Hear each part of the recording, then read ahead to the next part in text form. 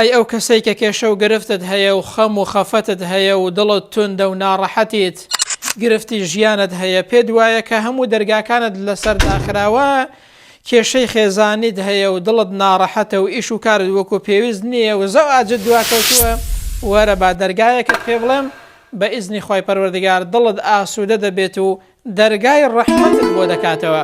ئەویش بیرکردنەوەیە لە دەسەڵات و قودرەتی خی پەروەردگار و حکمەتی خی پەروەردگار. خی گەورە هەموو شتێکی لەلا کون فەیەکوونە، کارەکانی خی پەروەردگار بڕواد وابێت هەمویان پڕ حکمەتن.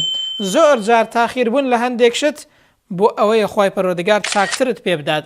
خی گەورە لەو دنیادا بە هەندێک شتی گچکە تاقیمان دەکاتەوە بۆ ئەوەی شتێکی گەورەترمان پێ بدات و پلەمان بەرز بێتەوە لە لای خی پەروەردگار.